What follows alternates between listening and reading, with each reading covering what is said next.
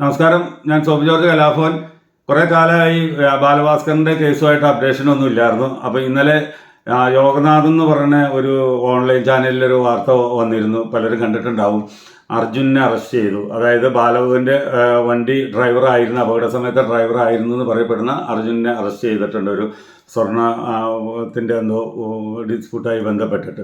അതൊന്നും ഒരു പത്രമാധ്യമങ്ങളും വാർത്തയാക്കിയില്ല. എൻ്റെ പേരിൽ എന്തെങ്കിലും ഒരു ചെറിയ കേസ് വന്നാൽ അപ്പം തന്നെ അത് ബാലഭാസ്കർ കേസിലെ സാക്ഷി മറ്റേ മറിച്ചൊന്നും പറഞ്ഞിട്ടുണ്ട്. കഷ്ടമാണ് ചെയ്യണത്. എൻ്റെ കേസുകളൊക്കെ കുറച്ച് സാമ്പത്തിക കേസുള്ളൂ, അത് കലാഭവനായിട്ട് ബന്ധപ്പെട്ട.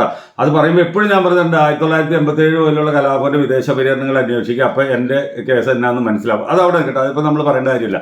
പക്ഷെ ബാലഭാസ്കർ കേസിൽ ഞാൻ കണ്ട കാര്യങ്ങളിൽ ഉറച്ചു തന്നെ നിൽക്കുന്ന ആളാണ്. 6 വർഷം കഴിഞ്ഞും ഉറച്ചു തന്നെ നിൽക്കും, മുന്നോട്ടേക്ക് പോകും. എന്നെങ്കിലും ഈ കേസ് ഒന്ന് തെളിഞ്ഞിരിക്കും. ഞാൻ ഇപ്പോഴും CBIനെ വെല്ലുവിളിക്കുക, എന്നെ ബ്രെയിൻ മാപ്പ് ചെയ്യാൻ ധൈര്യം ഉണ്ടോയെന്ന്. ഞാൻ ഈ കഴിഞ്ഞ മാർച്ച് 15-ാം തീയതി CBI ഓഫീസിൽ നേരിട്ടെത്തി സജീവ് ശങ്കർ എന്ന് പറഞ്ഞ രണ്ടാമത് പുനരന്വേഷിക്കാൻ വന്ന ആ സാറിൻ്റെ അടുത്ത് പോയി ലെറ്റർ ഞാൻ കൊടുത്തു. എന്നെ ബ്രെയിൻ മാപ്പ് ചെയ്യണം, അത് ലൈവ് വിടണം എന്നും കൂടി പറഞ്ഞിട്ടുണ്ട്. അപ്പോൾ ഈ ഇന്ത്യൻ ജുഡീഷ്യറിൽ ഇങ്ങനെ ബ്രെയിൻ മാപ്പിംഗ് ലൈവ് വന്നിട്ടില്ല. പക്ഷെ അത് ലൈവ് വിട്ടാൽ മാത്രമേ പൊതുജനങ്ങൾ എന്തായിരുന്നു സംഭവിച്ചെന്ന് അറിയണം. മറ്റേ ഞാൻ അബോധാവസ്ഥ കിടക്കുക, ഇവരെന്തൊക്കെ ചോദിച്ചു എന്തൊക്കെ മുറിച്ചിട്ടാണ് കൊണ്ടുവന്ന് കോടതി കൊടുക്കണമെന്ന് നമുക്കറിയില്ലല്ലോ.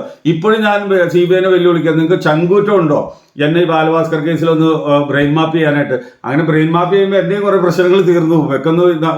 ചോദിക്കുന്ന അന്നത്തെ ദിവസം മാത്രമല്ലല്ലോ, 2018 സെപ്റ്റംബർ 20 എന്ത് നടന്നല്ലോ. നമ്മുടെ പഴയ കാര്യങ്ങളൊക്കെ ചോദിച്ചു വരുമ്പോൾ ഇപ്പോഴും എന്നെക്കുറിച്ചുള്ള ആരോപണങ്ങളൊക്കെ അതിൽ നിന്ന് മാറിപ്പോയിക്കോളും.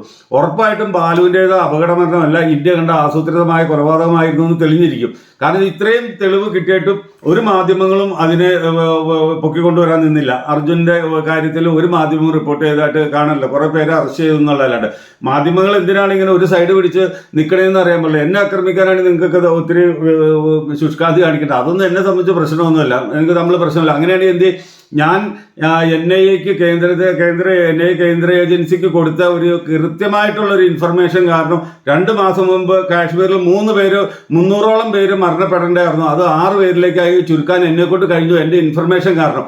അതെന്താ നിങ്ങളൊന്ന് വാർത്തയാക്കാണ്ടിരുന്നേ? ഞാൻ പല പത്രക്കാരോടും പറഞ്ഞിരുന്നു, അതൊന്നും ആരും വാർത്തയാക്കില്ല. 300 പേര് കുറഞ്ഞത് മാർക്കറ്റിൽ മരിക്കാറുന്നു എന്ന് പറഞ്ഞാൽ എൻ്റെ ഇൻഫർമേഷൻ കറക്റ്റ് ആയിരുന്നു. അതുകൊണ്ട് തന്നെ മുൻകരുതലെടുക്കാൻ സാധിച്ചുകൊണ്ട് ഒരു ഡോക്ടർ ഉൾപ്പെടെ 6 പേരെ മരണം മാത്രമേ അവിടെ സ്ഥിരീകരിച്ചിട്ട് നടന്നിട്ടുള്ളൂ. അപ്പോൾ അതൊന്നും വാർത്തയല്ല. നമ്മളെക്കുറിച്ച് എന്തെങ്കിലും നെഗറ്റീവ് വാർത്ത വന്നാൽ അത് പരസ്യപ്പെടുത്തി നിങ്ങൾ ഈ ബാലഭാസ്കർ കേസ് ഇല്ലാണ്ടാക്കാൻ നിൽക്കുകയാണ്. ബാലു വായിച്ച എല്ലാ ഈ അന്നത്തെ കാലത്തുണ്ടായിരുന്ന എല്ലാ മുഖ്യധാര ചാനലുകൾക്കുടെ പ്രോഗ്രാമിന് ബാലു പോയി പ്രോഗ്രാം അവതരിപ്പിച്ചിട്ടുണ്ട്. അതെങ്കിലും നിങ്ങൾ പരിഗണിച്ച് ഇനിയെങ്കിലും ഈ ബാലഭാസ്കറിൻ്റെ കേസിൽ നിങ്ങൾ മുന്നോട്ട് ഇറങ്ങണമെന്നാണ് എൻ്റെ അഭിപ്രായം. കാരണം വെച്ചാൽ ഈ കേസിനായിട്ട് ബാലുവിൻ്റെ അച്ഛൻ ഉണ്ണിച്ചേട്ടനും അമ്മച്ചിയും കസിൻ സിസ്റ്റർ പ്രിയയും പിന്നെ അതിലുപരി നമ്മുടെ അഡ്വക്കേറ്റ് രാമൻ കർത്ത സാറൊക്കെ ഇതിന് വേണ്ടിയിട്ട് നല്ല സപ്പോർട്ടാണ് എനിക്ക് തന്നുകൊണ്ടിരിക്കുന്നത്. ഇവരൊക്കെ എല്ലാ രീതിയിലുള്ള സപ്പോർട്ടും നമുക്ക് തന്നെ. എന്തെങ്കിലും നിങ്ങൾക്ക് ഒരു വാക്കെങ്കിലും മാധ്യമങ്ങളെങ്കിലും ഇതിനെ ഒന്ന് സപ്പോർട്ട് ചെയ്തിരുന്നെങ്കിൽ ഇപ്പോൾ കേസ് തെളിയും. ഇനിയും വൈകിട്ടില്ല, നിങ്ങൾ ഇതിനെക്കുറിച്ചൊന്ന് അന്വേഷിക്കണം. അത് കഴിഞ്ഞിട്ട് അതിന് വേണ്ട സഹായങ്ങൾ ചെയ്തു തരണമെന്ന് ഞാൻ അഭ്യർത്ഥിക്കുകയാണ്.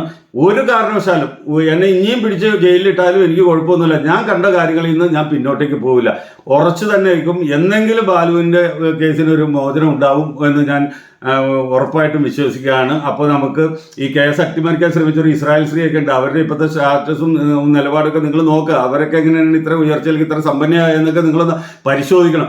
അത് ഞാൻ എന്തെങ്കിലും പറയുമ്പോൾ എതിർകക്ഷികൾ പറഞ്ഞ് മാത്രമേ നിങ്ങൾ കേൾക്കണുള്ളൂ. വളരെ കഷ്ടമാണ് ഈ ബാലഭാസ്കറിൻ്റെ കേസിൽ മാധ്യമങ്ങൾ ഇപ്പോൾ ചെയ്യുന്ന കാര്യങ്ങൾ. ബാക്കിയൊക്കെ നമുക്ക് വഴിയെ കാണാം. നന്ദി, നമസ്കാരം.